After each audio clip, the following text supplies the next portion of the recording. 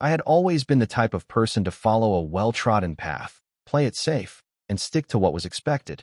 I went to college, got a degree in business, and landed a comfortable job at a big corporation. Everything seemed perfect on the surface, but deep down, something was missing. I couldn't shake the feeling that I was meant for more, something bigger. The idea of entrepreneurship started to tickle the back of my mind, but I was too scared to do anything about it. I had the stability, the 9 to 5 grind, and all the security I needed. Or so I thought. The turning point came when my company went through a major restructuring. In one fell swoop, I was laid off, along with a group of other employees. It felt like a punch to the gut. I had never considered what would happen if I lost my job.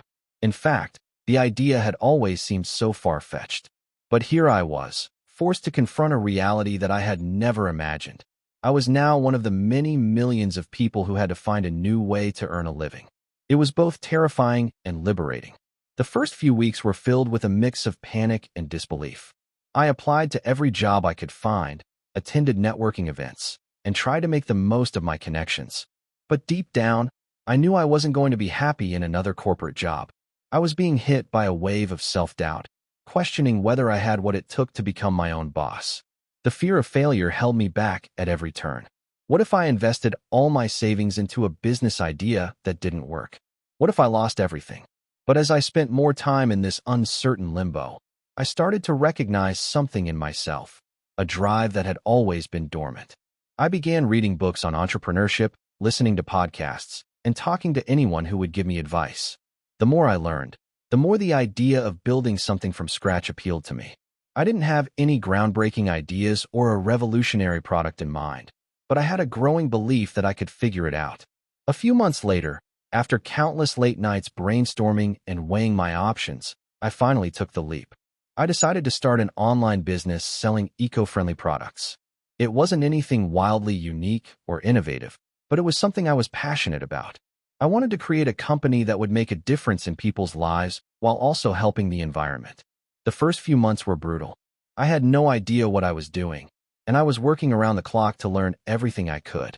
From setting up a website to managing social media, creating marketing strategies, sourcing products, and dealing with customer service issues, I felt like I was drowning. Every mistake I made seemed like a setback, and every success felt like a fleeting victory. I was also struggling with the financial side of things. I had used a significant portion of my savings to get the business off the ground, and I was living off of ramen noodles while trying to keep the dream alive. The most difficult part, however, was the isolation. As much as I enjoyed the flexibility and freedom of running my own business, there were days when it felt incredibly lonely.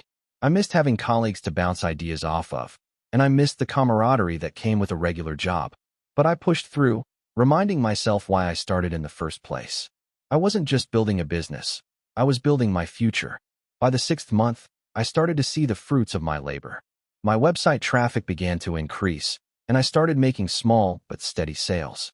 It wasn't enough to quit my part-time job and fully rely on my business, but it was progress. For the first time in months, I felt like I was on the right path. I reinvested every penny I made back into the business, improving my website, expanding my product offerings, and working to build my brand. The turning point came after a year of grinding. I had managed to carve out a niche in the market, and my social media following had grown to the point where I was starting to receive offers for collaborations and partnerships. What was once a small side hustle had turned into a legitimate business. I was finally able to hire my first employee, someone to help with customer service and product fulfillment, which felt like a huge win. I was no longer doing everything myself, and it gave me more time to focus on growth. As the business grew, I started to experience the ups and downs that every entrepreneur faces. There were months where sales soared, and there were months where they plummeted. There were moments of doubt, of wondering if I could sustain the momentum. But with each challenge, I learned and adapted.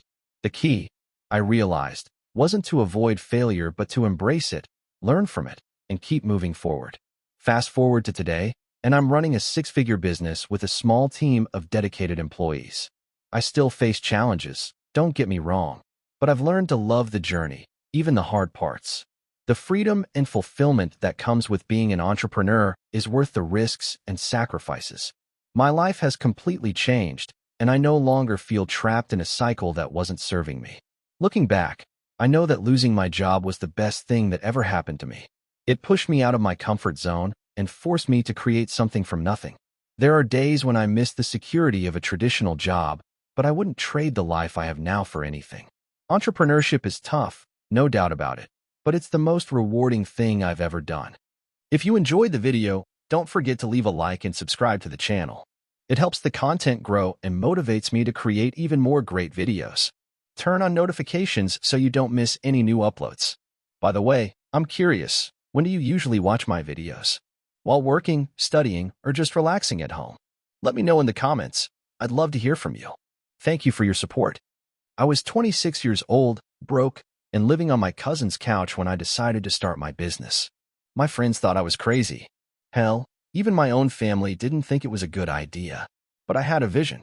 It wasn't some grand idea that would change the world, but it was something I believed in. I just didn't have any experience or money to get started. But I had passion and drive, and that counted for something, right? It all started when I was working at a job that I hated. I worked as a sales rep for a small tech company. The pay was okay, but I wasn't passionate about the products I was selling, and I had zero interest in climbing the corporate ladder. Every day felt like the same thing.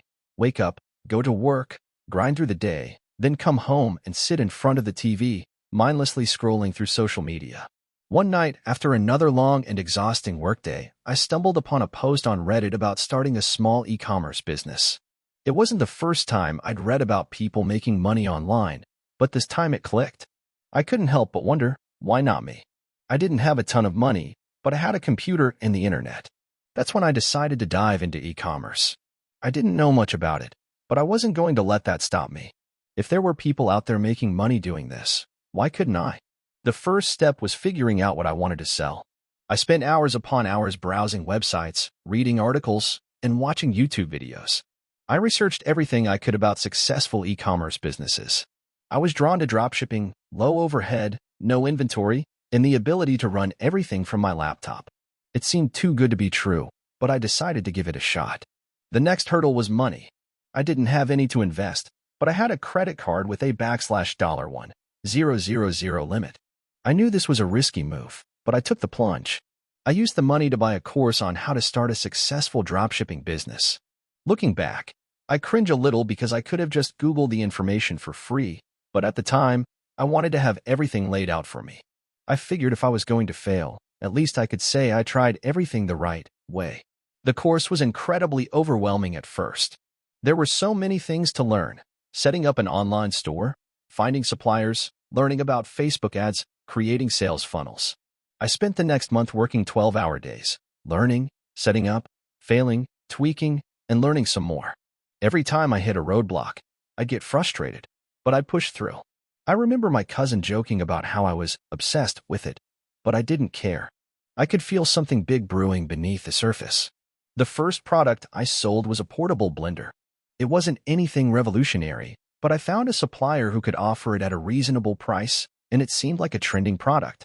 I created a store on Shopify, set up some Facebook ads, and waited. I didn't sleep much that night, and when I woke up the next morning, I had no sales. My heart sank, but I wasn't ready to give up.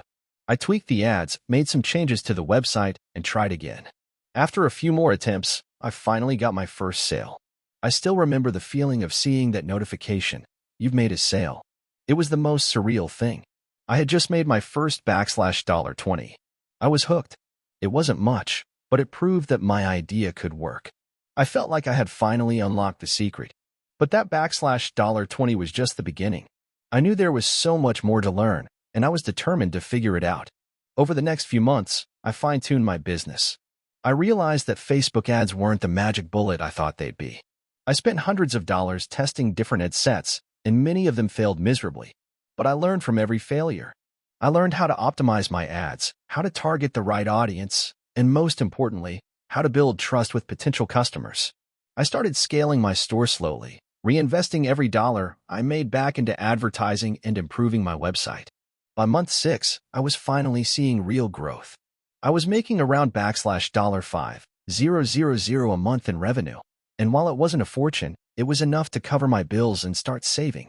I moved out of my cousin's apartment and rented a tiny one-bedroom place. It wasn't much, but it was mine, and I felt a sense of pride I hadn't felt in years. Then came the turning point. I was scrolling through my emails one morning when I got a message from a supplier I had been working with. They told me they were raising their prices, which meant I'd have to increase my prices, too. At first, I panicked. I had built my entire business on keeping prices low and offering free shipping. The thought of raising prices terrified me. But then I realized something. If I wanted to grow my business and increase profits, I'd have to adapt. I started experimenting with higher ticket items, improved my product descriptions, and made my website more professional. I also started offering upsells and cross-sells, which boosted my average order value.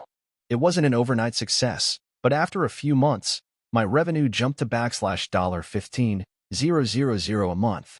By the end of the first year, I had made a total of $100,000 in sales. It wasn't all profit, of course, but the growth was undeniable. I had a system that was working, and I was beginning to see the power of building a brand and cultivating a loyal customer base.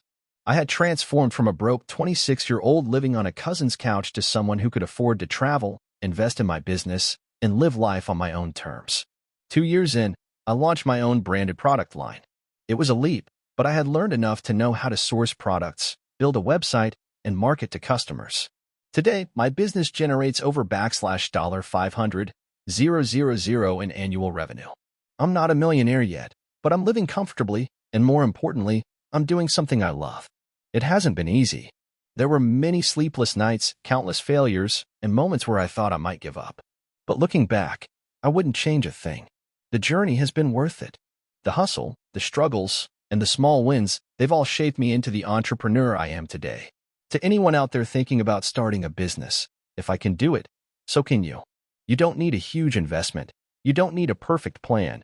And you don't need anyone's approval. You just need to start. Take that first step. Learn as you go, and don't be afraid to fail. Because failure is just part of the process. If there's one thing I've learned, it's that success isn't about being the smartest or the most talented. It's about being persistent, learning from mistakes, and constantly evolving. So, if you're sitting there wondering if it's worth it, trust me, it is. I never thought I would be here. I remember sitting in my tiny, one-bedroom apartment, looking at my computer screen, thinking I was a failure. It wasn't like I wasn't trying. I was just barely keeping my head above water.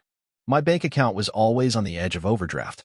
My friends were doing well, and I was stuck in a cycle of starting projects that fizzled out. But things change when you finally make a decision to stop feeling sorry for yourself. I always dreamed of being an entrepreneur. I had the usual entrepreneurial delusions, thinking it would be glamorous, thinking I would be my own boss, all the things that come with being a business owner. But I was stuck in a corporate job I hated, working for a company that was more focused on cutting costs than actually solving real problems. I started there right out of college, thinking it would be the first stepping stone to a bigger career, but I ended up stuck in the same position for 5 years, slowly dying inside every day. It all came to a head one day when I was talking to my best friend, Jess, over dinner. She was telling me about her new side hustle selling custom t-shirts online and how much fun she was having. I asked her how much money she was making, and when she told me, I almost choked on my food. I knew she wasn't working as hard as I was at my 9 to 5, and yet here she was, making more money than I was in a month with a side gig. That's when I realized something had to change. I couldn't live like this anymore. I decided to start my own business. But there was a huge problem. I had no idea what I was doing. I was starting from scratch. I didn't know where to begin or what to focus on. I knew I needed something that was scalable, something I could eventually run on autopilot. After doing some research, I stumbled upon dropshipping, a business model that sounded too good to be true. The idea was simple. You sell products on a website, but you don't actually keep any inventory. When someone buys from you, the supplier ships it directly to them. You don't have to worry about storing products, packaging, or even shipping them out. Just sell, market, and let the supplier handle the rest. I spent weeks reading articles, watching YouTube videos, and listening to podcasts. I learned about SEO, paid ads, product selection, and everything else that comes with building an online business. I thought I was ready, but when I launched my first store, it was a complete disaster. I picked the wrong products, made terrible ad copy, and barely anyone visited my site. I didn't even make a single sale for the first 2 months. The money I spent on ads drained my savings, and my confidence hit rock bottom. The easy success stories I read online weren't happening for me. It was so discouraging. But I didn't give up.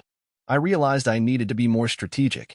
So, I took a step back, studied what successful dropshippers were doing, and started to rethink my entire approach. I found a new niche, fitness accessories, because I knew that market was growing, and it was something I could get excited about. I revamped my website, worked on creating a better user experience, and started learning how to run Facebook and Instagram ads properly. I also focused on building an email list so that I could retarget people who had visited my site but didn't purchase. The breakthrough came when I found a supplier that had great products at a reasonable price and fast shipping times. The previous suppliers I had worked with had been unreliable, with shipping taking weeks, and that made me lose customers. But this new supplier had products that were in high demand, with shorter shipping times, and that made all the difference. I adjusted my marketing strategies and started targeting the right audience. I also created engaging content around my products, like how-to guides and fitness tips, which helped build a community around my brand. In my first month with the new store, I made just under $2,000 in sales. It wasn't life-changing, but it was proof that I was doing something right. By month 3, I had doubled that number. By month 6, I was making $10,000 a month. The feeling of finally seeing results after months of hard work was surreal. It wasn't an overnight success. It was months of grinding, adjusting, and learning from my mistakes. But I had found a formula that worked for me. Once I reached a point where I had stable sales, I started automating as much of the business as possible. I outsourced customer service, hired a virtual assistant to handle the admin tasks, and used software to automate the order fulfillment process. The more I automated, the more I could focus on growing the business. I reinvested every penny I made back into the business, into ads, content creation, and building my brand. I knew that in order to scale, I needed to keep pushing, even when it seemed like things were going well. It wasn't easy, and there were days when I felt like quitting. But my business became my passion. I wasn't just selling products anymore. I was building something that mattered to me. And the more I poured into it, the more it grew. I even started a YouTube channel and an Instagram page to share my journey and give advice to others looking to start a business. My story resonated with people who were also feeling stuck in their jobs, and that connection made everything worth it. Eventually, my dropshipping business became a full-time income. I was able to quit my job and work on my business from home. A year ago, I would have never believed that was possible. The freedom I have now, being able to work when I want, travel when I want, and have control over my time, is something I don't take for granted. I'm not rich, and I'm not a millionaire, but I'm financially stable, and I'm doing what I love.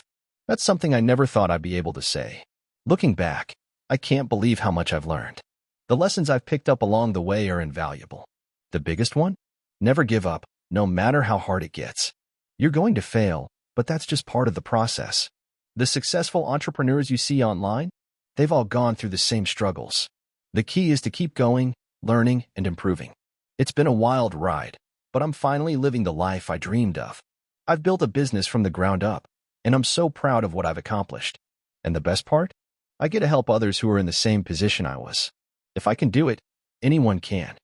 I'll never forget the day I made my first $1,000. It was a Tuesday, and I had just finished putting together my first real business plan after months of trial and error. To this day, I can remember the feeling of checking my bank account, seeing that $1,000 staring back at me, and thinking, this is real. I've actually done it. But it didn't come easy, and the road to that moment was filled with failures, mistakes, and learning from others. It all started a couple of years ago when I lost my job in a tech startup. I had been working as a developer, creating cool projects, living the startup life. But the company, like many others, ran into financial troubles and had to lay off half its staff. Naturally, I was one of the unlucky ones. I felt a bit lost at first, not knowing what to do next. For weeks, I sent out resumes to every tech company I could find, but the rejections kept piling up. That's when it hit me. I wasn't just looking for another job. I was looking for freedom. The freedom to work on my terms, to be my own boss, and to create something from scratch. I decided to start a business. At first, I wasn't sure what kind of business I wanted to create, so I spent a lot of time researching different industries. I looked into e-commerce, digital marketing, and even freelancing. But nothing really clicked until one night, when I was browsing Reddit and stumbled upon a thread about how to build a successful online course. I thought to myself, hey, I know a thing or two about coding. Maybe I can teach others how to do it. I spent the next few weeks working on my idea, an online course that would teach beginners how to code from scratch. At first, it felt like an impossible task. I didn't have any experience in teaching, let alone creating and selling a course. But I knew that I had the technical skills, and I figured I could learn the rest as I went. I had no idea that this would become my full-time gig, but I figured I'd try it out and see where it went. The first step was to build a website. I had the skills to do this, of course, but it still took me way longer than I expected. I spent days writing content, designing the pages, and figuring out the best way to structure the course. The first version of my website was ugly. It was functional, but not something I'd be proud to show to anyone. Still, I pushed forward, focusing on creating the best course I could.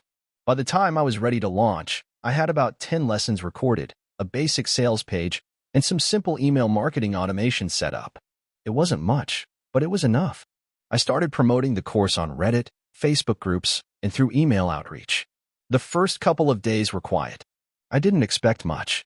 But then, one day, I woke up to an email notification that I had made my first sale. I couldn't believe it. Someone actually paid me money for my course. It wasn't much, $29, but it was enough to fuel my fire. That first sale was a huge turning point. It made me realize that this was real. People were willing to pay for my knowledge, and that made me feel like I could actually build something sustainable. From that moment on, I worked harder than ever to improve the course, make it more engaging, and market it more effectively. I started offering discounts, running promotions, and getting involved in online communities to spread the word. The sales started to trickle in, and by the end of the month, I had made a couple $1,000s. But even as my business was growing, I was still dealing with self-doubt. Was I just lucky? Were people really getting value from the course? I didn't have a mentor or anyone guiding me, so I had to rely on trial and error. But I kept pushing, and the results started to show. I started getting emails from students thanking me for the course and telling me how much they had learned. That was the best feeling ever. Eventually, I decided to scale. I reinvested the money I made from my course into advertising. I ran Facebook ads, Google ads, and promoted my course on other platforms. It wasn't cheap, but I knew that if I wanted to grow, I had to spend money to make money. That's when things really started to take off.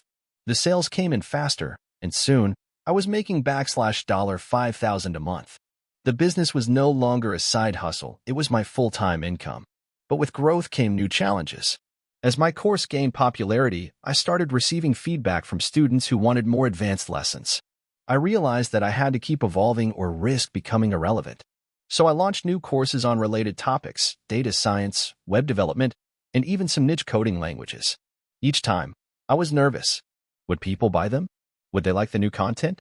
The fear never fully went away, but I got better at managing it. I learned how to read customer feedback, adjust my offerings, and fine-tune my marketing strategies. I built a team of freelancers to help with content creation, and I hired a part-time assistant to manage customer service. Slowly but surely, my business began to feel like a real company. Fast forward to today, and I'm proud to say that I now run a multi-six-figure business. My courses have been taken by thousands of students worldwide, and I've been able to hire a small team to help manage the workload. But the best part is the freedom it has given me. I work from home, set my own hours, and get to choose the projects I work on. I've been able to travel more, spend more time with my family, and focus on the things that truly matter to me. Looking back, I realize how far I've come, but I also know that the journey isn't over. I'm constantly learning, adapting, and striving to be better. The road to success isn't a straight line. It's full of setbacks, challenges, and moments of self-doubt. But I've learned that persistence and a willingness to adapt are key to building something lasting. The business isn't just about making money. It's about creating something that helps people, something that I can be proud of. It all started with that first $1,000. I remember how it felt to check my bank account and realize that my hard work was paying off. It was the moment I knew I had something real. And now, I get to live that reality every single day. If you're reading this and thinking about starting your own business, my advice is simple. Take the leap. It's scary at first, and it will feel like you're failing more often than succeeding. But keep going. Keep learning. Keep evolving. And one day, you'll look back and be amazed at how far you've come. If I can do it, so can you. I started my business journey as a broke college student who had no idea what I was doing. It all began with a simple idea that turned into a full-fledged empire, but not without its fair share of struggles, mistakes, and moments of self-doubt. I was in my sophomore year when I first realized that I didn't want to work for someone else after graduation. The idea of being tied to a 9-to-5 job, answering to a boss, and having my every move scrutinized made me feel suffocated. I wanted to be my own boss and create something of my own. But there was just one problem. I had no money, no resources, and no experience. I had always been interested in technology, but I didn't have a technical background. I'd spent countless hours tinkering with computers, learning how software worked, and experimenting with different coding languages in my free time. But that was the extent of it. My university's entrepreneurship classes were inspiring, but none of them seemed to address the real-life challenges that a young, broke college student like me would face when trying to turn an idea into a business. One night, as I was scrolling through social media, I came across an ad for a tech startup accelerator program. It was a competition where the winner would receive $10,000 in seed funding to launch their startup. I figured there was no harm in applying, but I had no expectation of actually winning. I didn't even know what I would pitch. Still, I put together a rough business plan for a tech product that I thought could be useful for small businesses. It wasn't the most original idea, but I figured it was a start. After submitting the application, I went back to living my regular college life, not thinking much about it. A month later, I got an email. I had been selected to pitch my idea to a panel of investors. I couldn't believe it. I was ecstatic, but also terrified. I had no idea how to pitch an idea, let alone to a room full of investors. I didn't have a product, and I didn't even know if my idea was viable. All I had was a concept and a dream. But this was the opportunity one had been waiting for, and I wasn't going to let it slip through my fingers. I spent the next 2 weeks preparing like my life depended on it. I learned everything I could about pitching, studied successful startups, and refined my business plan. My friends and professors helped me with the presentation, offering feedback and suggestions. Despite all the preparation, I was still nervous the day of the pitch. I wore a suit, even though I felt like an imposter. My hands were shaking as I stepped onto the stage, and I could barely remember what I was supposed to say. I started speaking, explaining my idea and the problem it solved. I was nervous, but I was passionate, and I could feel the investors' eyes on me. I wasn't just selling a product. I was selling a vision, a dream of what my company could become. I spoke from the heart, and, for once, I wasn't thinking about how I looked or what I was saying. I just wanted them to see what I saw. When I finished my pitch, there was a long silence. I could hear my heart pounding in my chest. Then one of the investors asked me a question. How are you going to make money with this? It was a simple question, but I had no clear answer. I fumbled through my response, trying to sound confident, but I could tell they weren't impressed. When the pitch session ended, I felt defeated. I didn't win the competition, and I didn't even make it to the next round. But the experience wasn't a complete failure. I learned valuable lessons: how to structure a pitch, how to handle tough questions, and how to think critically about my business idea. I realized that if I was going to make this work, I needed to be better prepared, more knowledgeable, and more focused. Over the next few months, I took every opportunity to learn. I attended more startup events, connected with mentors, and worked on refining my business idea. I started learning how to code, building a prototype of my product in my spare time. By the end of the year, I had a working version of my app that I thought might have some potential. But there was still one major hurdle: funding. I had no money to invest in my business. I didn't come from a wealthy family, and I was still living on a tight college budget. I applied for every startup grant and competition I could find, but I wasn't having much luck. My peers were all talking about securing funding from venture capitalists or angel investors, but that seemed like a pipe dream for someone like me. It wasn't until I met Sarah, a fellow student who had started her own business, that things began to change. Sarah was a few years older than me, and she had already gone through some of the struggles I was facing. We struck up a conversation at a networking event, and after a few hours of talking, she offered to help me with the next steps. Sarah didn't have deep pockets, but she had experience, and she knew people who might be willing to invest in my idea. Through Sarah, I was introduced to a small group of angel investors who were interested in funding promising startups. I pitched my product to them, and after several meetings, they agreed to invest $50,000 in exchange for a small equity stake in the company. I couldn't believe it. I had finally secured the funding I needed to turn my idea into a real business. With the funding in place, I set to work building my company. I recruited a small team of developers, designers, and marketers, and we worked tirelessly to improve the app. We faced countless setbacks, technical issues, bugs, and problems with scaling the platform. There were days when I wondered if we'd ever get it right. But through all the struggles, I remained focused on my vision.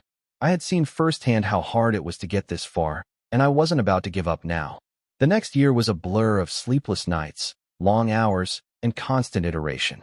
We launched our product to a small group of beta users, and the feedback was overwhelmingly positive. As word spread, more and more small businesses signed up for the service. We were growing rapidly, but so were the challenges. The pressure to scale quickly was immense, and we had to make critical decisions every day to keep the business afloat. But despite the stress and the overwhelming sense of responsibility, there was nothing more exhilarating than watching my company take shape. We had turned an idea into a reality, and we were starting to make a real impact. Fast forward to today, and my company is a successful tech startup with a team of over 100 employees. We've raised millions of dollars in funding, expanded into international markets, and have helped thousands of small businesses grow. It hasn't been easy, and there are days when I still feel like I don't know what I'm doing, but I've learned to trust myself and my team. The journey from that first pitch to where we are now has been nothing short of incredible, and it's all thanks to the lessons I've learned along the way. I still remember the day I took the first leap into entrepreneurship. It was a cold winter morning in early December when I decided to quit my comfortable, well-paying job at a tech company. I had been working there for about 4 years, and while the job was stable, it never felt like I was truly living. The thought of spending my entire career doing something that didn't light a fire in me haunted me daily. I knew I had to make a change, but the thought of starting something from scratch terrified me. I had always been the kind of person who liked to dream big, and for years, I had been thinking about starting my own business. The idea of creating something that could potentially change my life and the lives of others was enticing. But like so many people, I was paralyzed by the unknown. I would constantly question myself. What if I fail? What if it doesn't work out? But one day, after a long conversation with my best friend, I decided that the what-ifs were going to be the death of me. So, I made the decision to quit my job, pack my things, and dive headfirst into the world of entrepreneurship. I didn't have a concrete plan. In fact, my initial business idea was vague and unrefined. I knew I wanted to create an online platform that connected freelancers with small businesses, but I wasn't sure about the specifics, how I would market it, what the customer journey would look like, or even what the business model would be. All I knew was that I had to try. The excitement of creating something from the ground up was enough to override the fear. The first few weeks were rough. I rented a small office space, which turned out to be a tiny room in a shared co-working space, but it was all I could afford at the time. I spent every waking hour reading everything I could about building a startup, marketing strategies, and financial management. I made a lot of mistakes. I thought I could handle everything myself, so I didn't hire anyone at first. Big mistake. The sheer amount of work was overwhelming. I was constantly stressed, and I began to lose sight of the passion that had driven me to quit my job in the first place. The idea of doing everything on my own started to burn me out quickly. I had neglected to take care of myself physically and mentally. The entrepreneurial grind was real, and I was feeling its weight. But there was one thing that kept me going: my vision. I had a clear picture of what my business could become, and I refused to let it slip away. So, after a particularly rough week, I made the decision to stop trying to do everything myself. I needed help. The first thing I did was reach out to a mentor who had been in the startup world for years. He had experience, wisdom, and the perspective I was desperately missing. He told me, don't try to build the next Facebook overnight. Focus on one thing at a time, and don't get distracted by the big picture. I followed his advice and began to focus on the core of my business, connecting freelancers with businesses in need. I started by building a small, simple website. I didn't try to get fancy with it. I just wanted to create something that worked. Then, I began reaching out to freelancers and small businesses in my network. I told them about my platform, what I was trying to do, and how it could benefit them. At first, I faced rejection after rejection. Some people were skeptical. Others didn't see the value in what I was offering. But I didn't give up. Slowly but surely, the platform began to gain traction. It started small, one freelancer, then two, one business, then a few more. I focused on providing real value to the users, ensuring they had a seamless experience, and listening to their feedback.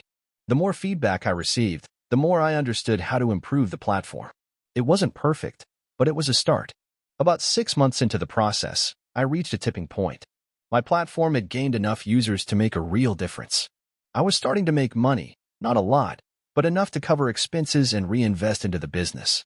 I hired a small team, 2 developers, a marketing person, and an operations manager, and began to focus on scaling. We worked tirelessly, often 12-hour days, and even though the pressure was intense, the excitement was palpable. Then came the breakthrough. I had been cold calling businesses, pitching my platform, and trying to get the word out. One day, I managed to land a meeting with a mid-sized company that needed help with a project. The pitch went well, and within a week, they signed up to use our platform. It was a game changer. Their endorsement brought credibility to the platform, and suddenly we had more businesses reaching out to us. Our user base grew exponentially, and with it, the revenue. But even then, it wasn't all smooth sailing. There were constant obstacles, software bugs, customer complaints, competition from bigger platforms, and the ever-present pressure to grow quickly. There were days when I wanted to throw in the towel. But each time, I reminded myself why I started, to create something meaningful, to change my life, and to make an impact in the world of small businesses. As the business continued to grow, I started to see the fruits of my labor. We expanded internationally, bringing freelancers and businesses together across borders. We introduced new features that made the platform more user-friendly, and we invested in marketing campaigns that brought us even more customers. Eventually, after 2.5 years of relentless work, we were acquired by a much larger company in the tech space. The deal gave me the financial freedom I had only dreamed about, but more importantly, it validated everything I had worked for. Looking back, I realized that entrepreneurship wasn't just about building a business. It was about the journey, the struggles, the failures, the moments of doubt, and the small victories that kept me going. I learned that success doesn't happen overnight, and the road to entrepreneurship is never as glamorous as people make it seem. But it's the challenge, the grit, and the persistence that matter most. I didn't just create a business, I created a life that I'm proud of. If I could go back in time and give my younger self one piece of advice, it would be this: don't be afraid of failing. Failure is just another step in the journey, and without it, you'll never truly succeed. It's the failures that teach you the most. So take risks, make mistakes, and always keep pushing forward. Entrepreneurship isn't easy, but for me, it's been worth every ounce of effort. I started my journey as an entrepreneur at the age of 22, fresh out of college with a degree in computer science. I wasn't sure what I wanted to do with my life, but I had one thing in mind: technology. Growing up, I was always fascinated by how things worked, especially computers. I loved the idea that with just a few lines of code, I could create something that had the potential to change the world. The problem was, I didn't know what to create. At first, I tried the conventional route. I worked at a small tech startup for a couple of years after graduation. The job was decent, but I soon realized I wasn't satisfied working for someone else. The more I learned about the industry, the more I felt the urge to build something of my own. So, I quit my job and took a leap of faith, without a solid plan but with a lot of optimism. I started working on various projects, trying to find the perfect idea that would ignite my entrepreneurial journey. The first few months were tough. I had no income, and my savings were quickly draining. But the idea that I was chasing something bigger kept me going. I spent my days coding, researching, and testing ideas. I must have built at least 10 different apps, none of which were even remotely successful. But I learned from each failure. Each app taught me something new. I realized that many of the apps I created weren't solving a real problem, they were just solutions looking for a problem. That's when I had my aha moment. One evening, I was sitting in my tiny apartment, staring at my laptop, when I thought about the frustration I had when it came to managing my personal finances. I knew I wasn't the only one who struggled with budgeting, tracking expenses, and saving money. It was a universal problem. The more I thought about it, the more I realized there was a gap in the market.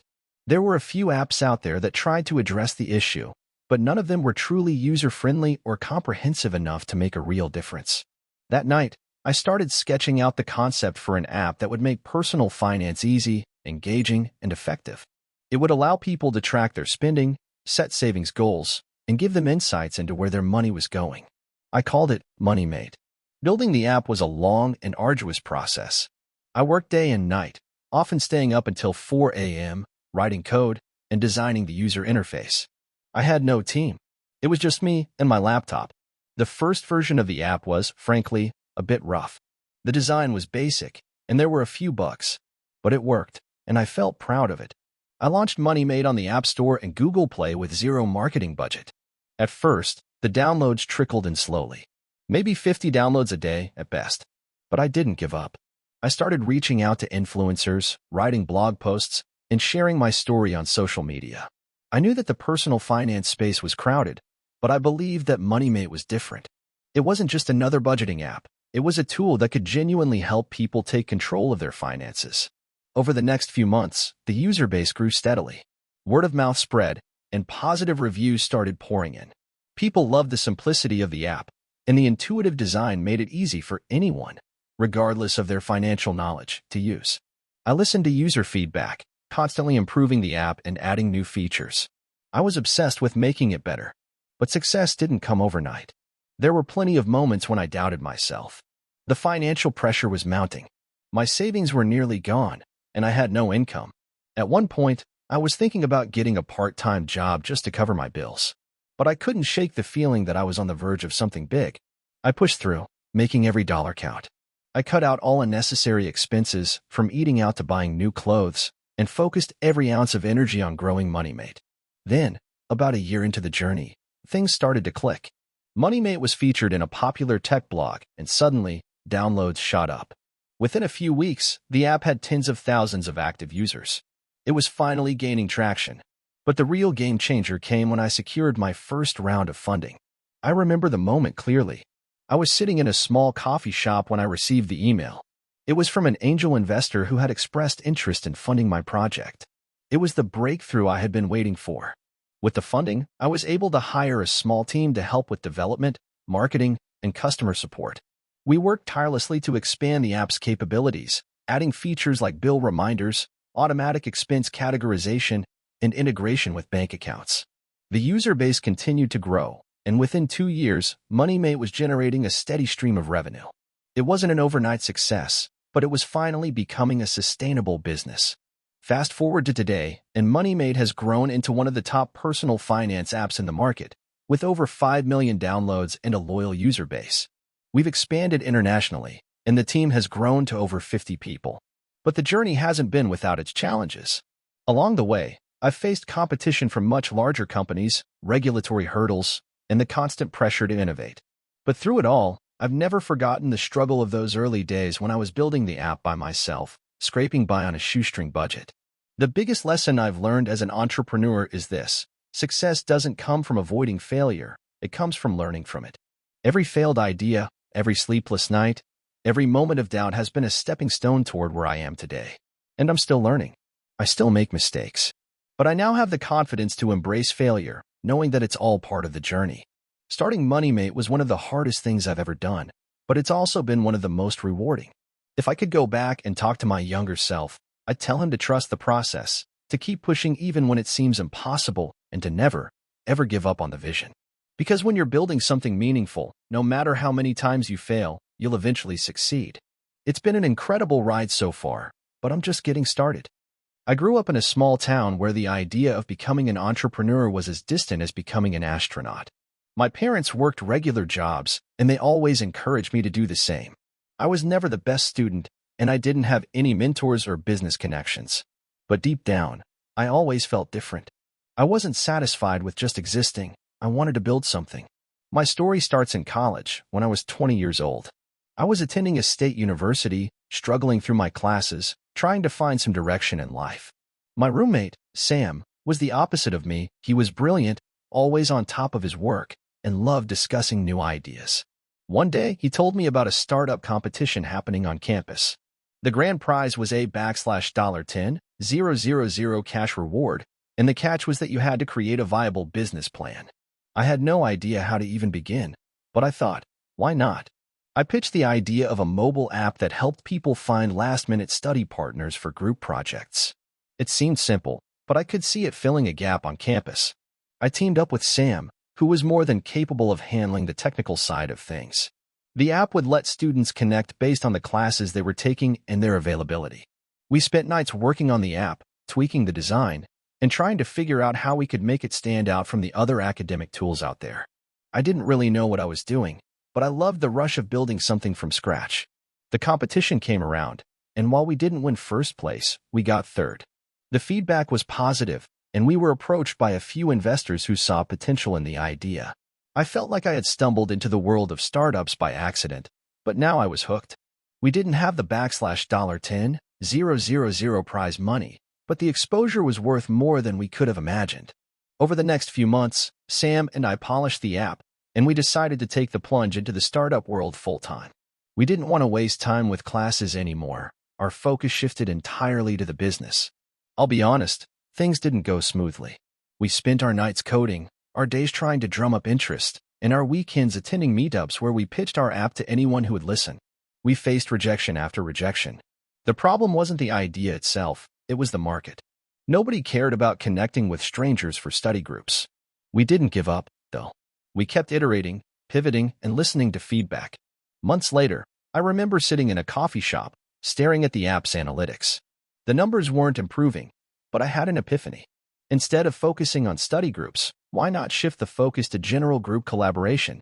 In every school or work environment, people were always looking for others to work with, whether on projects, research, or simple brainstorming.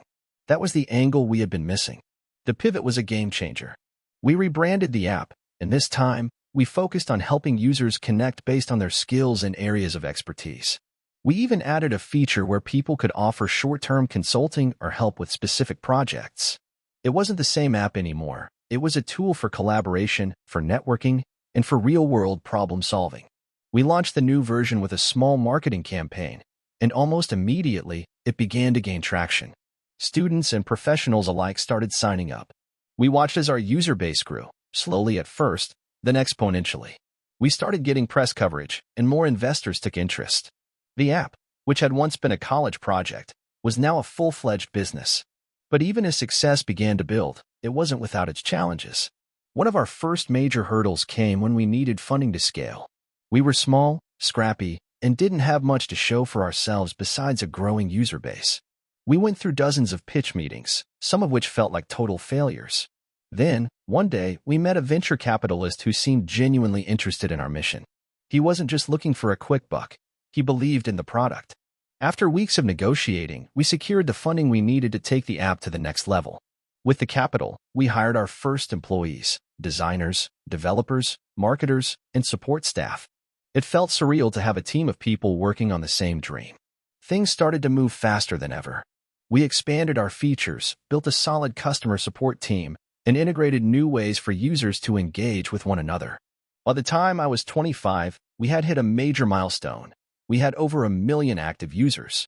Investors were starting to look at us as a serious player in the tech space, and we were finally in a position to expand beyond just universities.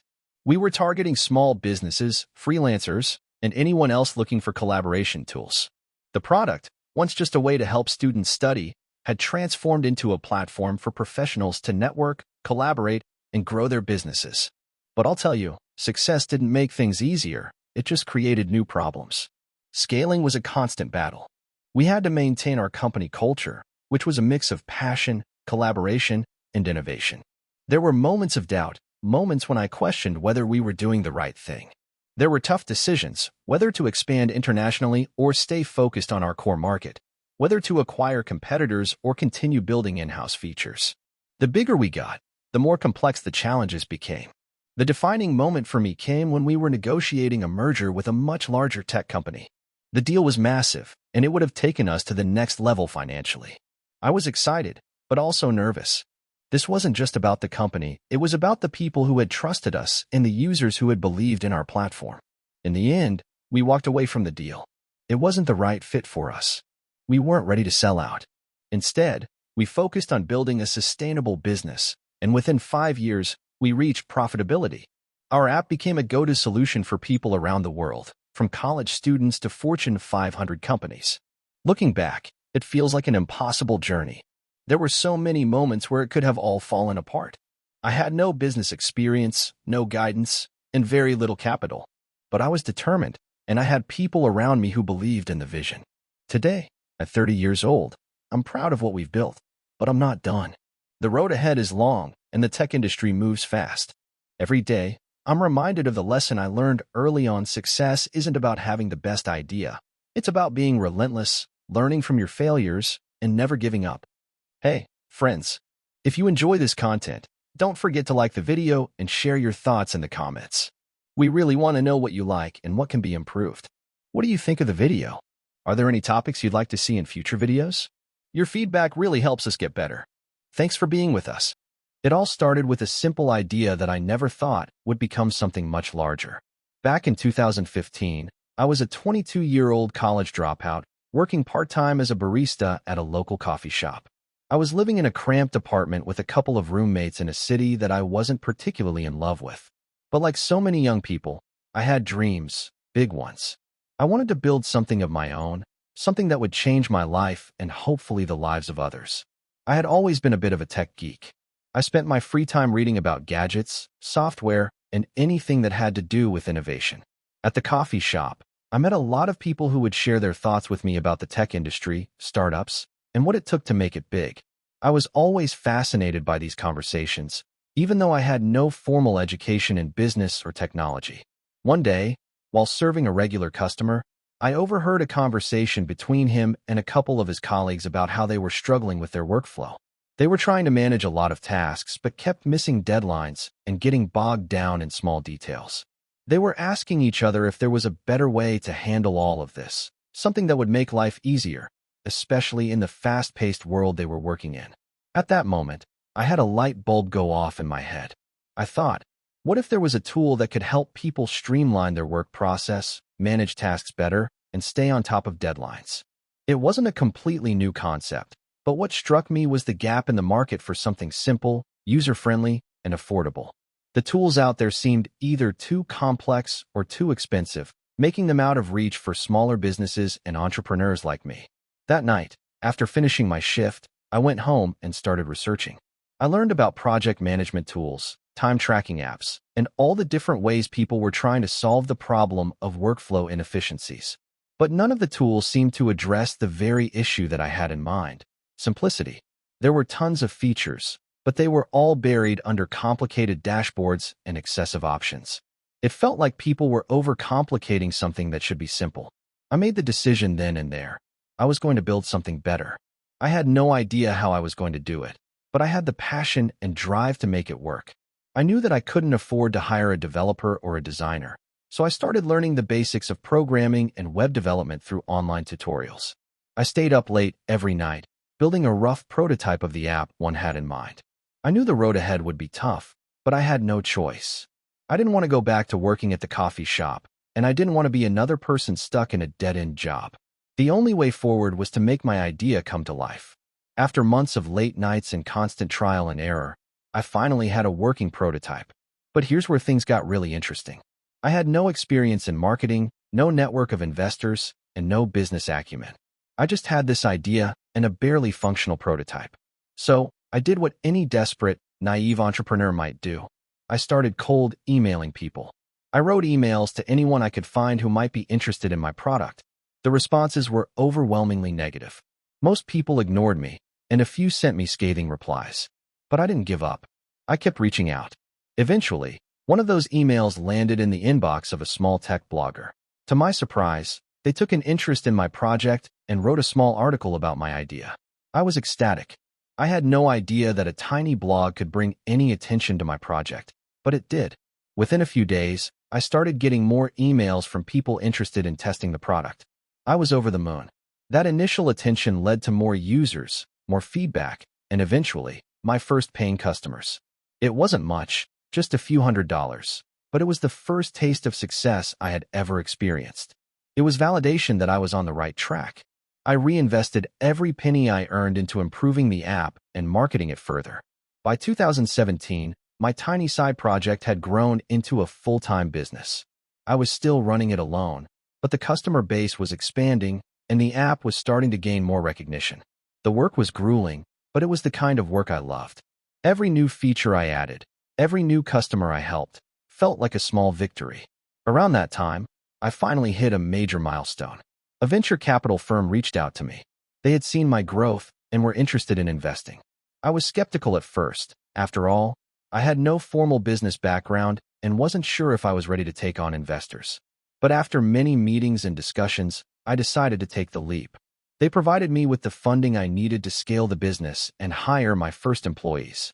It was a huge turning point, and I'll never forget how surreal it felt to sign the term sheet and realize that this was no longer just a side project. It was my career. The next couple of years were a blur. With the funding, I was able to hire a small team of developers, designers, and marketers who helped take the product to the next level. We introduced new features, streamlined the user experience, and eventually launched a mobile version of the app. The business continued to grow, and by 2019, we had reached over 100,000 users. But success didn't come without its challenges. There were moments when I doubted myself, when I thought the business might fail, and when I struggled to maintain the balance between work and life. The stress was immense, and there were times when I felt completely overwhelmed. But every time I hit a roadblock, I reminded myself of the journey, of how far I had come from that tiny apartment and the barista job. I knew I couldn't give up. Fast forward to today, and my company is now valued at over $50 million. We've grown to a team of over 30 people, and we're constantly innovating and looking for ways to improve. What started as a simple idea over coffee has turned into a thriving business. And it all began because I refused to give up, even when it seemed impossible. My journey wasn't easy. It took years of hard work, late nights, and sacrifice. But every struggle, every setback, was worth it. I often think back to those days as a barista, serving coffee to customers while daydreaming about what could be. If I could tell my younger self one thing, it would be, you're closer to success than you think. Keep going. I hope this story encourages anyone out there who's dreaming of starting something, no matter how small or big it may seem. There's always a way if you're willing to put in the work and keep pushing forward. The road may be long, but it's always worth it. I always believed that luck played a huge role in success, but I learned the hard way that hard work, timing, and persistence were the real drivers of success. This is the story of how I went from having just $50 in my pocket to building a thriving e-commerce business, and it all started with an unexpected phone call. In 2015, I was stuck in a dead-end job that paid just enough to cover rent and groceries, but not much else. I had recently graduated from college with a degree in marketing, but the job market was brutal, and I couldn't find a position that made use of my skills. Every day felt like the same cycle. Wake up, go to work, come home exhausted, scroll through job listings, and repeat. I kept dreaming of a different life, but every time I tried to act on those dreams, fear and doubt held me back. One day, while scrolling aimlessly through my phone during lunch, I came across an ad for an online course on how to build an e-commerce business. It wasn't the first time I'd seen such an ad, but for some reason, this one caught my eye. Maybe it was the fact that I was desperate for a change, or maybe it was the promise of freedom that the ad offered. Whatever it was, I felt like this could be the opportunity I'd been waiting for. I was skeptical, but the course was only $99, and I figured it was worth a shot. I signed up, feeling a mix of excitement and uncertainty. That evening, after work, I logged in and started the first module. The course was straightforward. It taught how to find a niche, set up an online store, source products, and market them effectively. But what struck me the most was the section on mindset. The instructor emphasized that the biggest obstacle people face is their own fear of failure. He said that if you can push through that fear, there's no limit to what you can achieve. At that moment, something clicked. I realized that fear had been holding me back for years. I had been waiting for the perfect moment, the perfect idea, the perfect everything. But I understood that there would never be a perfect moment. If I wanted to change my life, I had to start somewhere. I was no longer going to wait for luck to come knocking. The next morning, I woke up with a newfound sense of purpose. I was determined to make this work, no matter how long it took. I didn't have much money to invest, but I decided to start small. I researched products that were trending and found a niche in home fitness accessories. It wasn't a revolutionary idea, but I noticed a gap in the market for high-quality, affordable resistance bands. I figured I could sell them online for a reasonable price and maybe make a small profit. I set up a Shopify store and began sourcing products from suppliers on AliExpress. I spent the next few weeks designing a brand, creating product listings, and learning everything I could about digital marketing. It wasn't easy. I had no prior experience in design or e-commerce, but I was determined to figure it out. I watched tutorials, read articles, and joined online forums to connect with others who were also trying to build businesses. By the time I launched my store, I had spent almost every penny I had saved, but I was confident that it was going to work. The first few days were slow. I got a few visitors, but no one bought anything. I wasn't discouraged. I knew it would take time. I spent hours tweaking my ads, adjusting the design, and optimizing my website.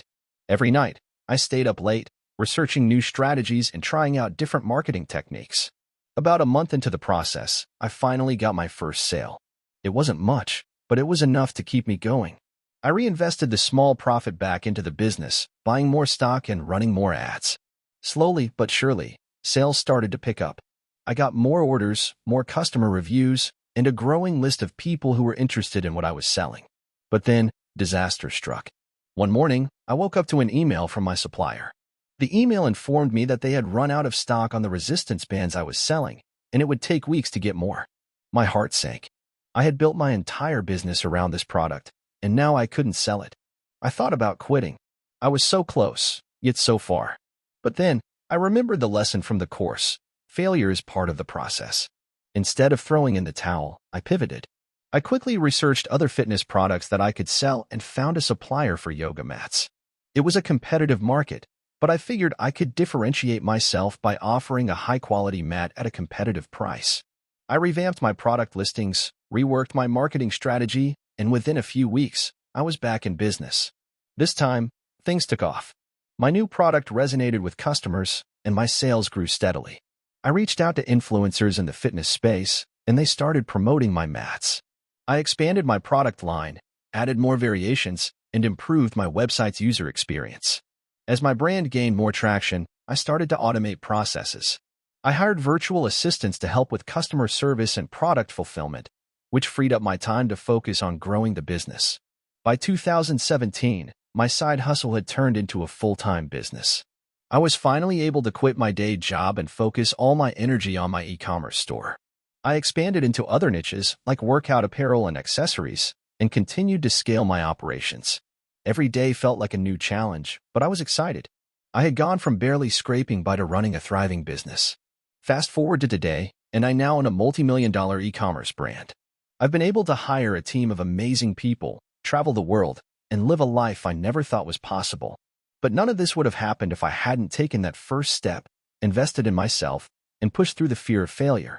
Looking back, I realized that the turning point wasn't the product, the marketing strategies, or the timing. It was the mindset shift. Once I stopped waiting for luck to happen and took action, everything changed. I had to be willing to fail, to learn, and to keep going when things got tough. I don't believe in luck anymore. I believe that success is a result of hard work, perseverance, and the willingness to embrace failure as part of the journey. I know now that if I had never taken that first step, I'd still be stuck in that dead-end job, dreaming of something more. If you're reading this and thinking about starting your own business or pursuing your own dream, just know that the hardest part is taking that first step. Don't wait for the perfect moment, because it doesn't exist. Start where you are, with what you have, and keep moving forward. You'll be amazed at what you can accomplish. I grew up in a small town where ambition felt like a distant dream. Most people in my neighborhood worked 9-to-5 jobs, and for a long time, that seemed like the only path. But I always had this hunger for something more, something different. I didn't know what it was yet, but I knew it had something to do with building something from scratch. It all started in high school. I was never the smartest or the most talented, but I had this weird obsession with figuring things out. I would tinker with electronics, build things, break them, and rebuild them. My friends thought I was crazy for spending hours in my room on projects that, for the most part, never worked. But I loved it. Every failure taught me something new. One thing I knew for sure was that I wasn't meant to sit behind a desk and follow orders for the rest of my life. After graduation, I decided to skip college and instead took up a part-time job at a local tech store. It wasn't glamorous, but it gave me the freedom to pay the bills and work on side projects. In those early years, I spent most of my time learning. I read books on entrepreneurship, watched countless YouTube videos on startups, and attended local meetups where I met other aspiring business owners. Then came the day that changed everything. I had this idea for a product that I thought could really make a difference. It was a smart device, something that could help people manage their daily tasks more efficiently. I didn't know much about product development, but but I had learned how to prototype using basic tools. I spent weeks creating a rudimentary model in my bedroom, with no real idea of what I was doing. But the excitement of working on it kept me going. I kept thinking, what if this is the thing that changes everything? One evening, I decided to reach out to a few engineers I had met at a networking event. I was nervous. What if they thought I was just some naive kid with no real understanding of how to turn an idea into reality? But to my surprise, they were willing to meet with me. After a couple of weeks of back-and-forth emails, I secured a meeting with a small design team. I'll never forget that first meeting. I walked into their office, heart pounding, with nothing but my basic prototype and a pitch that I had rehearsed 1,000 times. I must have sounded like a fool because I had no formal business background or experience. But the team listened. They didn't laugh or dismiss me. Instead, they saw potential. They told me that my idea was interesting and that they'd be willing to help me develop it further. Over the next few months, I worked tirelessly with the engineers, learning the ropes of product design and development. I had to dig deep, sometimes staying up all night, researching how to make the concept work. I couldn't afford to hire anyone else, so I was doing everything myself: marketing, design, development, and finance. I was barely making any money, but I was convinced that this would work. Eventually, we created a prototype that looked promising. But now came the hardest part: funding. I had no money to invest into the project and didn't have any connections to investors. At this point, I was feeling the weight of every decision, wondering if I was crazy to think I could pull this off. But then, a lucky break came. I entered a pitch competition, not expecting to win, but just hoping for exposure. The competition had hundreds of entrants, and the chances of me making it past the first round were slim. But somehow, I caught the attention of one of the judges, a successful entrepreneur who had already built and sold several businesses. After the competition, he reached out to me. He liked my idea and offered to back me financially if I agreed to let him be a mentor. It was the break I needed. With his investment and guidance, I was able to turn my small project into a full-fledged business. The next year was a blur of development, testing, and sleepless nights. But the product finally came together. I still remember the first time we launched the device. I thought we were ready, but nothing could have prepared me for the avalanche of challenges that would come. Manufacturing delays, supply chain issues, customer service nightmares. It was overwhelming. At one point, I almost gave up, but I couldn't. I had too much invested, emotionally, financially, and mentally. Slowly, we began to gain traction. Customers loved the product, and positive reviews started rolling in. We started getting noticed by tech publications and influencers. Sales grew steadily, and soon we were featured in major stores. But success wasn't as easy as it seemed. Every milestone brought new challenges, and the pressure was constant.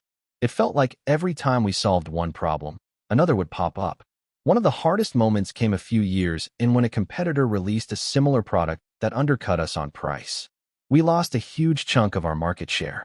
I was devastated. It felt like all the hard work was for nothing. But this time, I didn't give up. Instead, I dug in. We focused on improving our product, increasing its value, and strengthening our customer service. We also launched a new marketing campaign, positioning ourselves as the premium brand. It wasn't easy, but it worked. We regained our market share and even grew stronger. As time passed, we expanded our product line and reached new heights. We started to gain recognition as a leading innovator in our niche. Reflecting back, I can't believe how far we've come. I've learned so much through the process. Lessons in perseverance, resilience, and the importance of never giving up, no matter how impossible things might seem. Today, my company is worth millions, and I've built a team of incredible people who believe in the mission. But the journey isn't over. Every day, I'm still learning and growing, and I still feel that hunger that started in high school. There are days when I want to throw in the towel, when the pressure feels too much. But then I remember why I started this in the first place. It wasn't just to make money or create a product.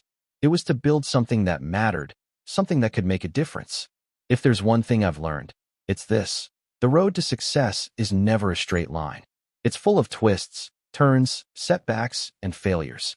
But if you're willing to keep pushing forward, even when everything seems impossible, you'll eventually get there. It took me years to get to where I am now, and I'm not done yet. The future is still unwritten, and I'm excited to see where this journey takes me. If you're reading this and wondering if it's possible to start from scratch, build a business, and make it work, I'm here to tell you that it is. It's not going to be easy, but nothing worth doing ever is. Stay focused, keep learning, and keep pushing forward. The road will be tough, but the rewards will make it all worth it. I remember the exact moment my life changed. I was sitting in my tiny apartment, staring at my computer screen, feeling like a failure. I had just received an email from yet another investor telling me that they weren't interested in funding my startup.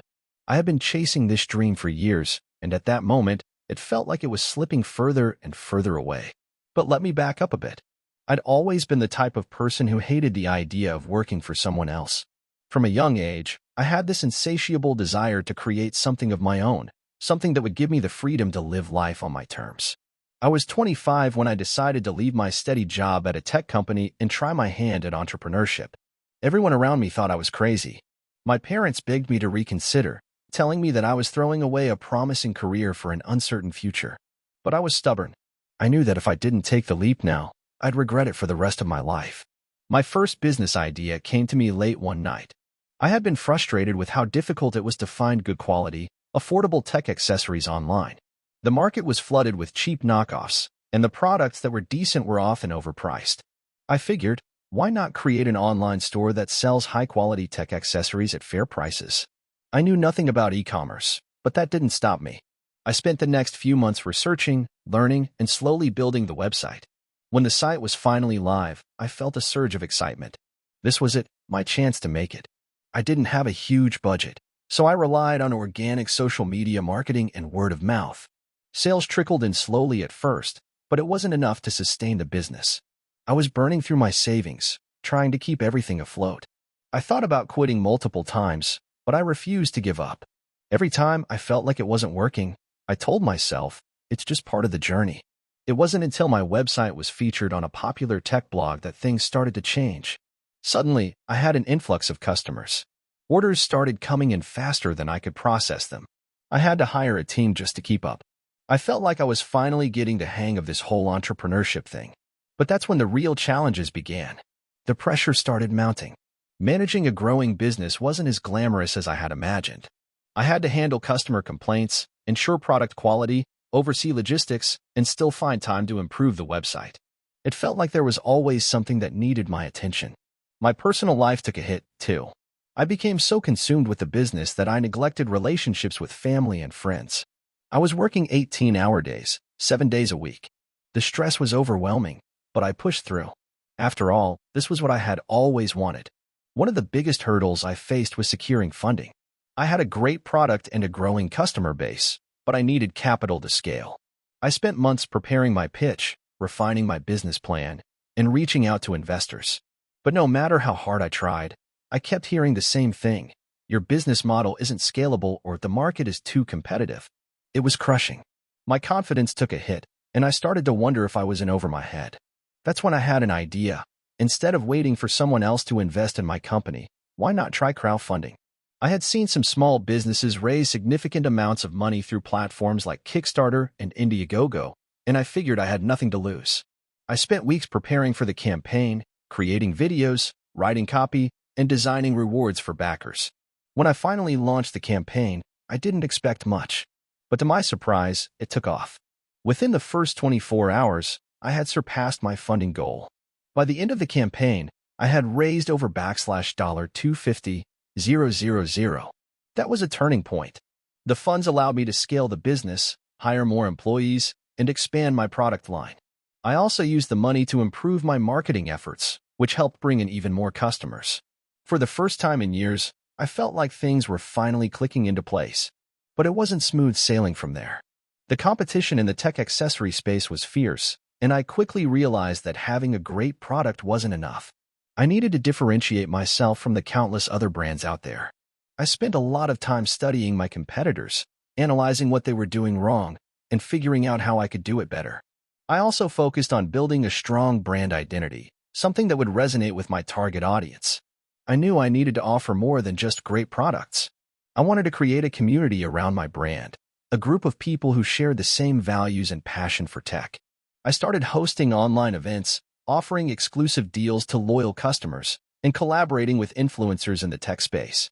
Slowly but surely, I built a dedicated customer base that was loyal to the brand. Over the next few years, my business grew rapidly. We expanded internationally, added new product lines, and even launched a mobile app to make shopping easier for our customers. But with success came new challenges. I had to constantly stay ahead of trends, monitor the competition, and keep the customer experience top-notch. The pressure never really went away. I also struggled with the balance between work and personal life. As my business grew, I found myself working even harder, trying to stay on top of everything. I missed family gatherings, birthdays, and even holidays. I felt like I was losing touch with the people who mattered most. It was a tough pill to swallow, but I learned the importance of delegation and building a team I could trust. Slowly, I began to delegate more tasks, freeing up time for myself. Today, my company is one of the leading brands in the tech accessory market. We've been featured in major publications, and we've partnered with some of the biggest names in the industry. We've even launched a charitable foundation to help underprivileged communities gain access to technology. But despite the success, I never forget where I came from. I still remember the days when I could barely afford to buy groceries and the feeling of rejection after every failed investor meeting. Starting a business is one of the hardest things I've ever done, but it's also been the most rewarding. The lessons I've learned along the way have shaped me into a better entrepreneur, and more importantly, a better person. I've learned that failure isn't the end, it's just another step on the path to success. And that no matter how hard it gets, persistence is key. If you keep pushing forward, even when the odds are stacked against you, you just might make it. If you're thinking about starting your own business, I'd say go for it. But be prepared for the grind. Entrepreneurship isn't for the faint of heart. It's a roller coaster ride full of highs and lows. But if you're passionate, willing to work hard, and don't mind taking risks, it's worth it. Just remember, it's never as easy as it seems on the outside. The journey is tough, but it's also incredibly fulfilling. Don't let anyone tell you it's impossible. The only limits are the ones you set for yourself. I was 27 when I started my journey into entrepreneurship, and I had no clue what I was doing. Growing up, I was always the quiet, bookish kid. I was never really the go-getter type, the one to seize opportunities or to start my own thing. That was until I found myself in a situation that pushed me to take a leap of faith. I had just quit a relatively comfortable corporate job that paid well, but my heart wasn't in it. I had grown bored, felt stagnant, and honestly, it was a slow-burning realization that I needed more out of life than just a paycheck. I knew that a change was needed, but what? It wasn't until I attended a local startup conference that I had my aha moment. One of the speakers at the conference was talking about his journey of building a software company from scratch.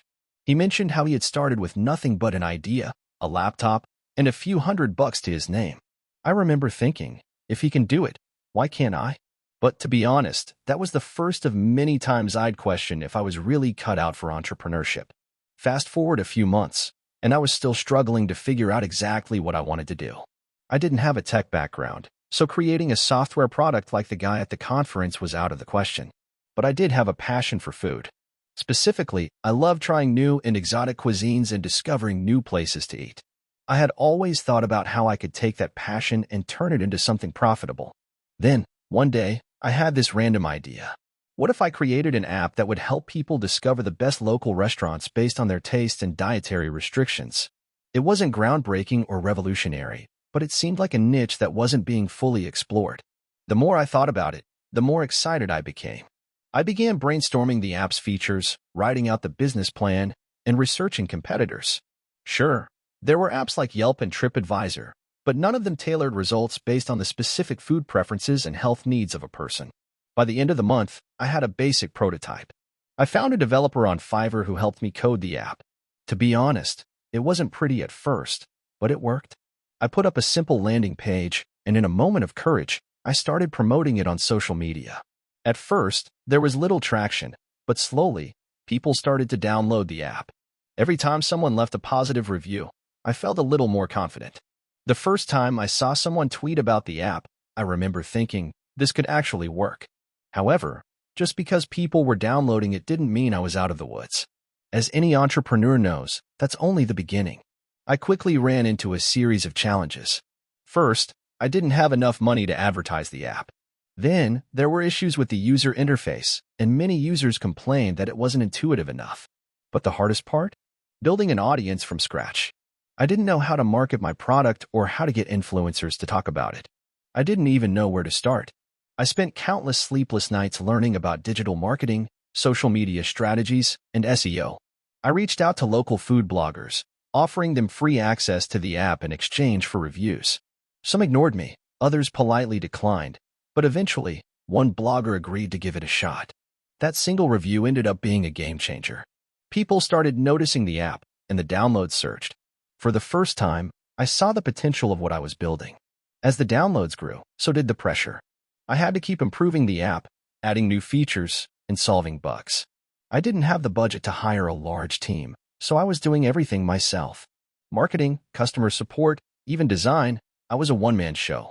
But despite the exhaustion, I felt alive. Every challenge, every hurdle, felt like an opportunity to grow. By the time my app hit its first 100,000 downloads, I realized something. I was doing it. It wasn't easy, and there were times when I questioned if I had made the right decision. But the positive feedback from users, the people who thanked me for creating something they loved, kept me going. I was finally living my dream of building a business that aligned with my passion. But even at that point, things weren't perfect. One night, I got an email from a competitor who had launched a very similar app with more features and a bigger budget. They were offering to buy my app. My heart sank. I was scared that my dream was about to be crushed by a larger company with more resources. After all, I was still a small startup, and they were much bigger. I consulted with a few mentors and friends in the industry, and they all had the same advice. Don't sell. Keep building, keep pushing forward. I decided to take the advice and keep fighting. I doubled down on my app, adding more features that weren't in my competitor's version, focusing on the user experience, and finding creative ways to engage with my growing community. The next year, I took a risk and sought funding. I had bootstrapped the company up until then, but I knew that if I wanted to scale and compete with larger companies, I needed money. I applied to multiple venture capital firms, and after what felt like an eternity of rejection emails, I got an offer. A venture capital firm believed in the vision I had for the app and was willing to invest. With the new funds, I was able to hire a small team, revamp the app's design, and push for aggressive marketing. The investment allowed me to finally breathe a little easier. I wasn't worried about keeping the lights on anymore, and I could focus on growing the business. The app started to gain real traction, and by the end of the year, we had reached over 1 million downloads. It was surreal.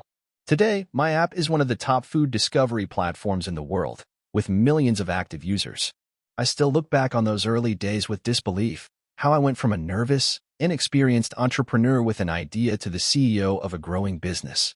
There were times when I wanted to quit, when I felt like it wasn't worth the struggle. But I'm glad I didn't.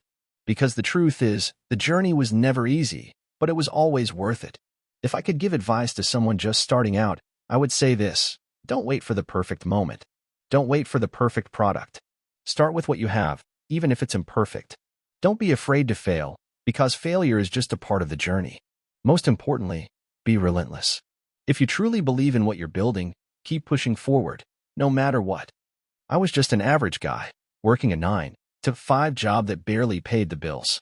I was stuck in a rut, living paycheck to paycheck, wondering if this was all there was to life. But little did I know, I was about to stumble upon something that would change everything. It all started with a phone call from my old college buddy, Ben. We hadn't spoken in years, but somehow he found my number and gave me a ring one night. We exchanged pleasantries, but it was when he mentioned his new business venture that things started to take an unexpected turn. Ben had started a small online business, selling eco-friendly products. He was really excited about it, but he was struggling to get enough traction. He was working long hours, hustling to make ends meet, and still not seeing the kind of results he wanted. That's when he asked if I'd be willing to help him out. At first, I was skeptical. I had no experience in the world of business, let alone e-commerce. But Ben was persistent. He assured me that if we worked together, we could make it happen. So, after much back and forth, I decided to give it a shot. I had nothing to lose. I was tired of the same old routine, and maybe, just maybe, this was my chance to break free. We agreed to meet up the following weekend to brainstorm. The next Saturday, I drove over to Ben's place, and we spent hours talking about his vision for the business. He showed me the products: reusable water bottles, organic cotton tote bags, bamboo toothbrushes, and explained how each item was carefully sourced and designed to reduce waste. The whole concept resonated with me. It felt good to be part of something that had a positive impact on the environment. We spent the next few weeks working on a business plan. I dived into learning about e-commerce, social media marketing, branding, and everything in between. It was overwhelming at first, but I was determined. Ben and I split the responsibilities. He handled product sourcing, and I focused on marketing and website development. It wasn't easy. There were days when I felt like giving up, like nothing was going the way we hoped. But we kept pushing. We learned from our mistakes, adapted our strategies, and celebrated the small victories. Slowly but surely, things started to pick up. We gained a few loyal customers, and they started recommending our products to their friends. The turning point came when we decided to collaborate with a popular eco-influencer on Instagram. We sent her some of our products, hoping she'd give us a shout-out. She loved the items and posted about them, tagging our brand. That one post led to a surge of sales. We couldn't keep up with the demand. We scrambled to restock, and the momentum just kept building. We reinvested every penny we made back into the business. We hired a few more people to help with customer service, content creation, and fulfillment. It felt like we were finally on the right track. The business grew steadily over the next few months. We were selling more than ever, and the feedback from customers kept pouring in. Then, about a year into the journey, something incredible happened. One of the largest eco-friendly retailers in the country reached out to us.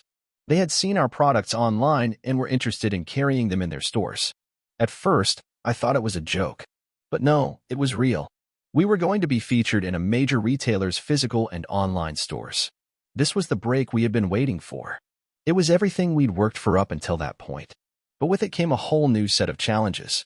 We had to scale quickly to meet demand, improve our production processes, and expand our team. It was stressful, but it was also exhilarating. Despite the challenges, the business continued to grow. We eventually expanded our product line to include more sustainable items like biodegradable phone cases, reusable straws, and zero-waste skincare products. We became a trusted brand in the eco-conscious community.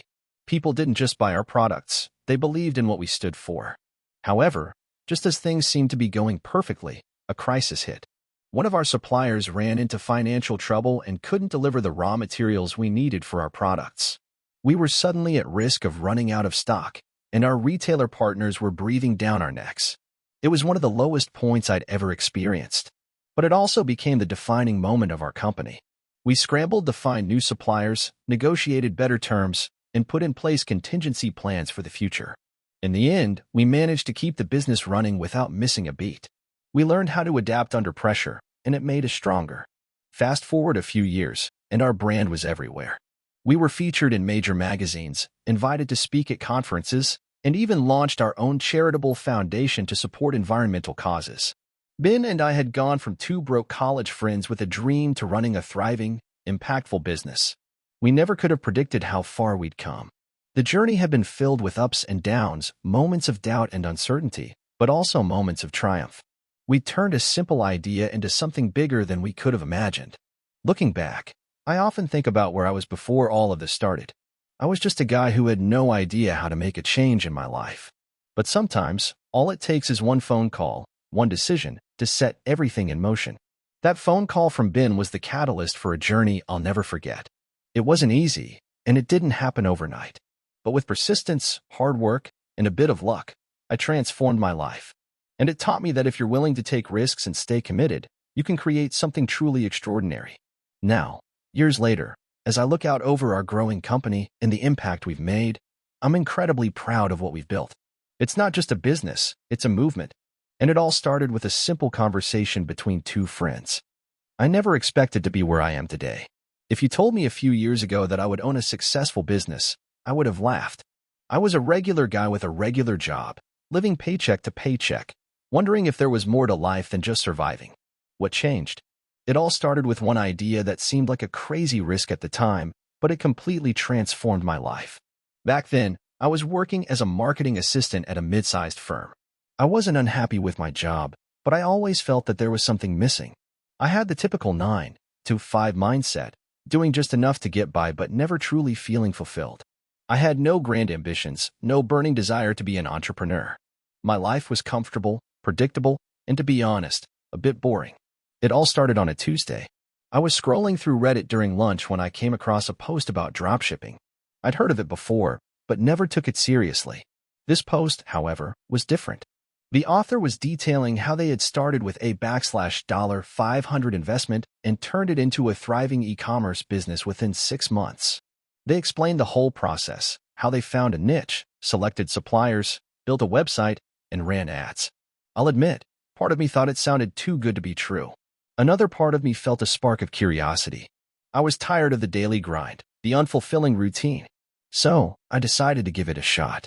I didn't have much money to spare, but I had a little saved up, and the idea of making something for myself was too exciting to ignore. That evening, I spent hours researching dropshipping. I read blogs, watched YouTube videos, and even joined online forums. I learned about the importance of finding a good product, creating a brand, and how to market effectively on social media. I was determined to start small, so I decided to sell something that I thought could be trendy, custom pet accessories. It wasn't a huge market, but it had potential, and I figured it was niche enough to stand out. I spent the next few weeks creating a website. I used Shopify because it seemed easy to use, and I wasn't tech-savvy. I found a supplier that seemed reliable and ordered a few samples of the products I wanted to sell. The quality wasn't bad, but I knew I needed to refine the product descriptions, images, and overall branding to make it look professional. I hired a freelancer from Fiverr to help with the design of the logo and website, which, looking back, was a great investment. The first few weeks were rough. I launched the store and sat there, waiting for sales to roll in. But nothing happened. I didn't even get a single order. The harsh reality of entrepreneurship hit me hard. I started second-guessing everything. Was I wasting my time? Had I made a huge mistake? But I didn't give up. Instead, I started tweaking my strategy. I revamped my product descriptions and created ads for Facebook and Instagram. I ran targeted ads, focusing on people who had pets and engaged with pet-related content. I kept refining my ads, A/B testing everything to see what worked best. Slowly, I started seeing a trickle of sales. At first, it wasn't much. A couple of orders here and there. Nothing that would make me rich. But it was enough to keep me going. I realized that I had made a tiny breakthrough. I knew that if I could figure out how to scale this, it could become something bigger. I was working full-time at my regular job, so I had to balance that with my dropshipping business. There were nights when I stayed up late, doing customer service, managing ads, and fulfilling orders. It was exhausting, but it was also exhilarating. I felt like I was building something from scratch. Slowly, my sales began to grow, and I gained confidence. One of the key turning points came when I invested in influencer marketing. I reached out to a few micro-influencers on Instagram who had followers in the pet niche. I offered them free products in exchange for posts promoting my store. It was a gamble, but it paid off. The influencers' followers started checking out my store, and my sales began to increase significantly. Over time, I expanded my product range, adding more custom pet accessories and even branching out into pet-related clothing. I also started offering faster shipping options and improved customer service. As my brand grew, so did my reputation. I began getting repeat customers, and I saw more word-of-mouth referrals. I was still working my 9-to-5 job, but it became harder and harder to balance the two. There were days when I'd be on a conference call for work, answering customer emails during my lunch break, or handling a shipment issue while writing a marketing proposal. It was chaotic, but I was addicted to the progress I was seeing. I knew that eventually, I'd have to make a choice. Finally, after a year of juggling both, I took the leap. I quit my day job and went full-time into my business. It was terrifying, but also liberating. I was no longer at the mercy of a paycheck. I had the freedom to control my future. I could work on my own terms, set my own goals, and, most importantly, pursue something I was truly passionate about. Since then, my business has grown beyond what I ever imagined. I've built a team of incredible people who help me with everything from customer service to product development. My store now has hundreds of products, and I've expanded into multiple countries. I've invested in more advanced marketing strategies, including SEO and email campaigns. We're doing well enough that I've even been able to take a few vacations, something I never thought would be possible. But it hasn't been easy. There have been countless challenges along the way. From dealing with product defects and supplier issues to handling customer complaints and managing cash flow, the road to success is never smooth. There were times when I doubted myself, but I've learned to embrace failure as part of the process. Every setback is a lesson, and every success is a step forward. Looking back, I can hardly believe how far I've come. I went from a guy with a desk job to an entrepreneur running a 6-figure business. But the most important lesson I've learned is that nothing happens overnight. Success takes time, effort, and a willingness to fail. If you're persistent and willing to learn from your mistakes, anything is possible. Now, when people ask me how I did it, I tell them the same thing. Start small, learn constantly, and don't be afraid to fail. The hardest part is getting started, but once you do, you'll never look back. I grew up in a small town, the kind where everyone knew everyone else's business and where the idea of success was measured by how many generations had lived in the same house. My parents weren't rich, but they were hardworking, and they taught me the value of doing things the right way. I was raised to believe that hard work, steady progress, and playing by the rules would get you everything you needed in life. I took that mindset with me through high school. I was the kind of kid who was always getting good grades and playing it safe. I had big dreams, sure, but I thought those dreams would take a back seat to what was expected of me. I went to college, picked a practical major, business management, and thought I had everything figured out. I knew I'd get a good job after graduation, work my way up the ladder, and eventually retire with a nice pension. That was the plan. But life has a funny way of not following your plan, doesn't it? It was during my sophomore year that I got my first real taste of what it meant to take a risk. I'd always loved technology and gadgets, but it wasn't until I stumbled upon an article about this startup culture that I really started to see how big the world could be beyond the confines of my little town. The idea that someone with no resources, no connections, and no experience could create something from nothing was mind-blowing to me. I began reading more about it, devouring every book and article I could find about successful entrepreneurs. People like Steve Jobs, Mark Zuckerberg, and Jeff Bezos started to become more than just names to me. They were proof that success could come from anywhere. But I was still in college, and my head was filled with doubt. My professors were all telling me to play it safe, stick to the tried-and-true methods, and build my resume for the corporate world. I'll admit, I didn't have the guts to jump in headfirst at that time. I stuck with the plan: graduate, get a good job, climb the corporate ladder. That was until my senior year when I met Brian. Brian was a transfer student who had already started a couple of businesses and was about to launch a new one. He didn't come from money or have any special privileges.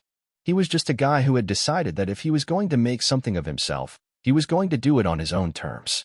Brian and I connected instantly, and before long, we started brainstorming ideas for our own startup. We had no idea what we were doing, but we were determined to figure it out.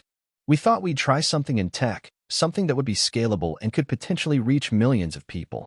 We started working on an app, something to help small businesses manage their customer relationships better. It was a simple concept, but we poured all our energy into it. I learned how to code, very badly at first, how to design basic interfaces, and how to talk to potential customers.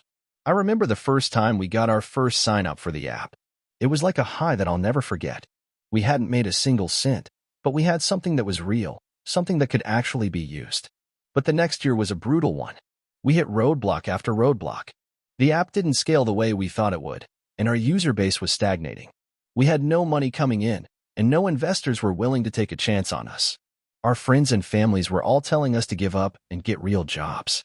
It was easy to listen to those voices, especially when you're struggling to pay rent and staring at your bank account knowing you've only got enough for one more month. We were on the edge of folding. I can't tell you how many times I thought about walking away. But I didn't. Brian didn't either. We kept tweaking the app, even though it seemed like no one cared. We took on side gigs to keep the lights on. I worked in a coffee shop during the day, and Brian did freelance web design work at night. We stayed up late working on the app, trying to improve the user experience, and eventually, something started to click. Our app wasn't perfect, but it was useful. Small businesses were starting to see value in it. Then came the breakthrough. One of our early users introduced us to a small investor who was willing to give us a seed round. It wasn't a huge amount, but it was enough to get us back on our feet and hire a couple of developers. With that investment, we were able to expand our reach, fix the issues with the app, and grow our customer base. It was still slow going, but every small win felt like a victory. We celebrated the first time we broke $1,000,000 in monthly revenue. We celebrated when we got our first big client, a small local restaurant chain that saw the value in our product. We celebrated when we could finally pay ourselves a salary, albeit a tiny one. Things were starting to feel like they might actually work out. But, like everything in the startup world, it wasn't smooth sailing. One of the biggest challenges we faced was competition. There were bigger companies with more resources and more experience, and they started noticing what we were doing. They tried to copy our idea, and at one point, we even had a scare where one of the big players tried to buy us out. It was flattering, but we weren't ready to sell. Not yet. We still believed in the vision we had. That period of time was incredibly stressful. We were constantly on edge, worrying about our competitors, investors, and whether or not we would make payroll. But through all of it, I learned some of the most valuable lessons of my life. The biggest one? Perseverance. It didn't matter how many times we stumbled or how many times we wanted to quit. What mattered was getting up and trying again. And again. And again. Years passed. We grew the company. We hired more people. We hit new milestones. Eventually, we scaled beyond the point where we ever thought we'd be. Our app was in use by thousands of businesses, and we were making millions of dollars in annual revenue. But none of it came easy. The road was filled with late nights, failures, and sacrifices. And if I'm being honest, I'm not sure we would have made it if it wasn't for Brian's relentless drive and my stubborn refusal to give up. Looking back, I can't believe how far we've come. We've since sold the company for a healthy exit, but I don't think I'll ever stop being an entrepreneur. The journey taught me more than just how to build a business. It taught me how to believe in myself, how to take risks, and how to keep going even when everyone else says it's impossible. If I had given up in those early days, if I had listened to everyone who told me I couldn't do it, I wouldn't be where I am today. So if you're reading this and thinking about giving up on your dreams, my advice is simple: don't. The road is long, the challenges are real, and there will be times when you question everything. But if you stick with it, if you keep pushing forward, the success you're chasing might be closer than you think. Thank you for watching until the end. If you enjoyed this video, don't forget to like and subscribe to the channel so you won't miss new videos. Also, leave a comment. I'd love to hear your thoughts. Your support and engagement mean a lot to me. See you in the next video.